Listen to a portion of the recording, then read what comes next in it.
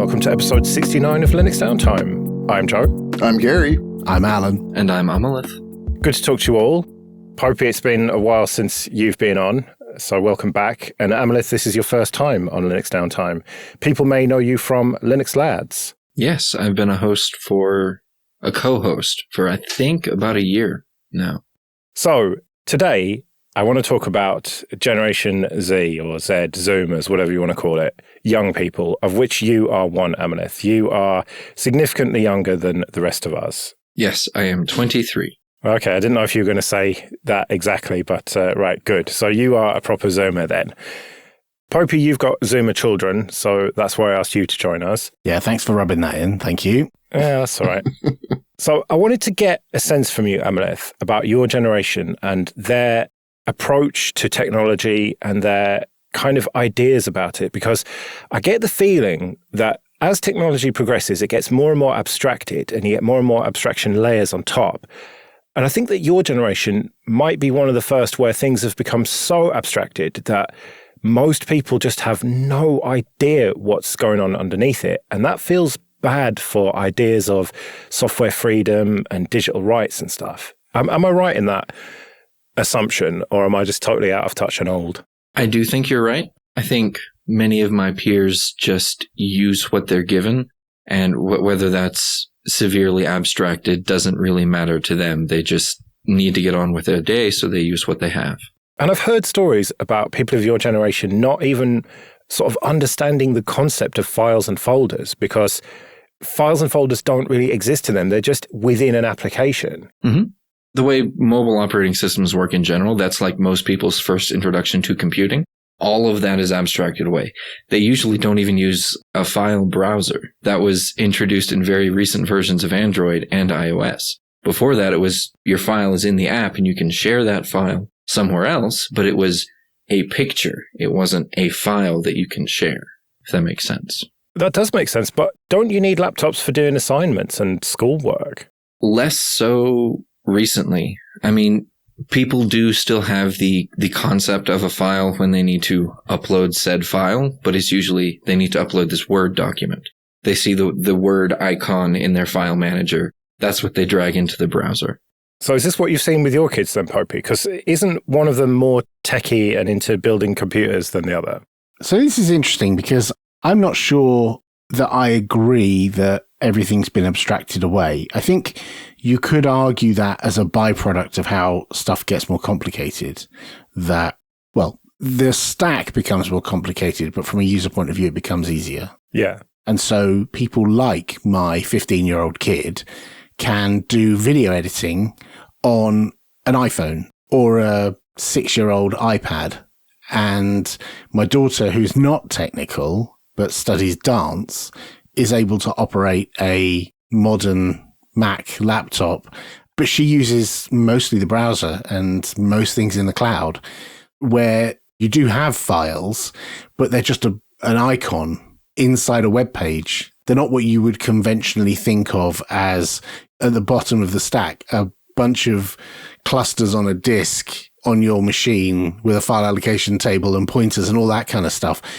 But that's a good thing. Why should my kids know about file allocation tables and pointers and the fact that there's only so many inodes on a disk? Nobody cares about that. You want to type your document and send your document to your professor, and you want to print your thing.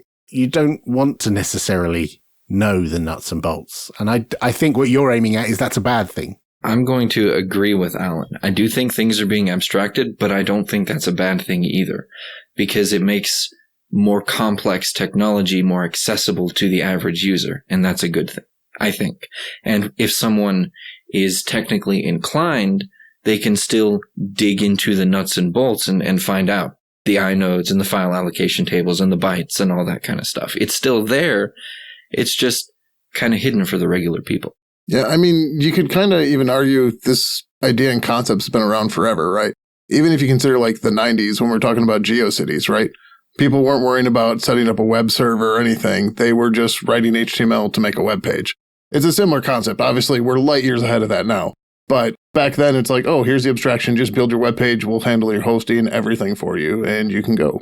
Yeah, which is where we are again now with things like object storage. You just build your website out of HTML, stick it on there, don't have to worry about Nginx or Apache or any of that stuff. I think the difference is with technology, and technology in the broad sense, getting more complicated, you've got to think that there are people who are interested in using the technology to achieve a goal. And then there are the people who are interested in building the technology. And those are not necessarily the same people. Whereas way back, when you look at the earlier computers, like from my generation, my first computer had 1 kilobyte of RAM and stored everything on a tape deck. And I had to type everything in that I wanted to play. I had to type stuff in from a magazine or a book in order to use it. And so I was both the user and the person typing stuff in, and eventually the programmer as well. And that was great. It was that hobby hacker thing in, the bedroom coder that went through all the 80s of the 8-bit micros through to the 16-bit era and so on. And I think that's still possible. You can still do that. You can still code if you want to, but you're also a user. Like someone who writes code probably also plays games on Steam and probably also listens to music on Spotify. It's not that they are enclosed in a box and only code and don't use. But now we have people who are able to use and not have to think about coding. And I think that's a good thing. I think it's okay. It's fine not to be a coder. But if you want to, you can. But would open source have come about if it had been as abstracted as it is now back then when open source started as a concept? Maybe not, because you had to understand the lower level stuff to get into it. There was that high barrier of entry, whereas now the barrier is so much lower. It takes someone having a real interest in that. And Amolith, you do have that real interest in it all.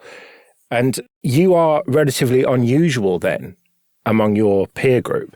Even among computer science students at university, most of them are in it just because it's a stable job that pays. They're not interested. They don't have the passion and the curiosity to dig into things.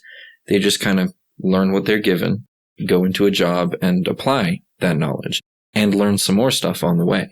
But I think having abstractions does not exclude curious people from digging into things. Right. You've got walled garden platforms which make it harder so that you can't quite easily poke around, but you can learn on more open platforms. There are plenty of people out there who learn Python, HTML still now, and they don't need to know how the Python interpreter actually works under the covers, and they don't need to know how an HTML renderer works or how the style sheet is turned into this object model that's then rendered on a page. You don't need to know that. There's always been, warning, car analogy, drivers who don't know how the internal combustion engine works. That's fine. That's perfectly reasonable. Now, sure, there are car enthusiasts who do. And I remember when I was just learning to drive, my first car, I replaced many parts of that car, but I wouldn't do it now because the car's way more complicated and it's a lot harder to do those kind of things. So you throw a bag of money at a mechanic and get them to do it because they're the expert in that domain, just the same as I don't know how to write a web browser or an HTML renderer, but there are people out there who do, and that's their expertise. That's their domain where they know how to do that stuff. And that's fine. Historically, I've self-hosted most of my stuff just because it's easier, gives me control, stuff like that. But like, as I get older and, I start taking more responsibilities on stuff like that and I have more spending money, we'll say, it becomes very convenient to just let somebody else handle it for me, right? Like, oh, here's some money. You can take care of it, right? There's a part of me that's like, yeah, I know I can do this. I want to do this because it'll be easy. But then there's also the part that's like, this is too much work. I've got other better things to do. I think you're right. It is possible for you to self-host. I have a HP microserver at home and it's running Linux and it's got stuff on it and I spin up servers doing stuff at home. But equally, ain't nobody got time to run a mail server. So I'm not doing that. I'll outsource that to people who know how to do that. And I know, Joe, you've had plenty of conversations with other luminaries of this domain who will say, don't run your own mail server. Yeah. It's a hiding to nothing because things have got so much more complicated with anti-spam measures and all the other things you have to do in order to just get an email from one place to another. It's just not practical to do it. Now, I'm sure there are people who do, and I'm sure they beat themselves up in order to get the thing working, but that's just one tiny thing, being able to send email. There's too much stuff to learn in a lifetime, and I don't think you should have to do that or have to try to do that. I find it funny that you picked email as the thing to focus on, because that is the most recent thing I've paid somebody to handle for me. Same, actually, yeah. So when it comes to Linux and open source then, where are your generation, Amolith? Do they even know what it is? Do they care about concepts such as software freedom? Is that just a laughable question? I actually had some of this conversation in my seminar course yesterday. Regular people have no clue what Linux is. Computer science students also have no clue what Linux is until they are forced to interact with it as part of the curriculum. And even then, the commands they use to interact with the Linux system, they're just magic incantations. They don't know what the commands actually do. They just know, I want to do this thing, so I have to type these letters in this sequence with this space and these flags. And it's the same way with Git. That is, everyone has so many issues with Git, and I have to help them all the time because they don't understand the fundamentals. To be fair, I know the fundamentals, and I do not get Git at all. +1. Yeah, Gary. Let's not get you on your soapbox, your anti-Git soapbox. That can also be applied to things like licensing and software freedom. What I was specifically talking about in my seminar course was licenses. No one knows what licenses are. They don't know what GPL is or MIT or even what proprietary means in the sense of the source code they're writing. So they don't know, and if they don't know, how can they care? Yeah, I tried to explain this to my niece when she was about 14, 15, and she just glazed over, man. She just was not interested because she wanted to know what I did. What do you talk about on these podcasts? And so I had to, right, okay, so software, apps and everything, that's made of code, right? Someone writes that code and just instantly just glazed over. And I suppose you probably had the same reaction from your peers then. Mm-hmm. Some of them are interested in licensing because they're going into software. They're going to be interacting with open source. You can't really get away from it nowadays. But that's all the interest they have in it from a professional, how do I not get sued perspective. Yeah, but I don't think licenses is kind of what I was talking about. More just like the pragmatism of open source, just the benefits of it, that you can use a bunch of pieces of software from all different places. I suppose they would just do that anyway and just not even have a concept of a license. Yeah. To be fair, many projects now are just MIT or BSD license, which pretty much lets you do whatever. So much so that when somebody pulls in your GPL code, you got to be like, hey, you can't do that. And then they get mad at you. But what about as a user, just the benefits of the Linux desktop, for example, being so configurable? Your son seemingly isn't interested in running Linux, presumably because all of his games don't run, and therefore that's just a deal breaker. Yeah, my son has a gaming rig PC, and it's running Windows 10, I think, maybe Windows 11 these days. And he does play some games which absolutely do not run on Linux. Don't at me about Proton. They don't work. And he's familiar with that. And he's, if sure enough, he's played with my Steam Deck, which is running Linux, but he's only played with it a little bit because the games that are on it are not the games he wants to play. And the games he wants to play are all on his computer, which has a ginormous GPU and 2 screens and a nice keyboard and mouse and all that kind of stuff. And the stuff that he wants to do only works on Windows. Why would he even look at Linux? The thing he wants doesn't work. So it's just the same as he wouldn't have a Mac. He actually got most of the components to build that computer at Christmas, just gone. And I bought them, the first components for him, as a bit of a Christmas present surprise. And so it was nice to unwrap them. I can imagine he would not be delighted if under the Christmas tree, and you may call him various selfish names, but if there was an iMac under the Christmas tree, he would not be best pleased because the goal of playing games would not be achievable on that computer.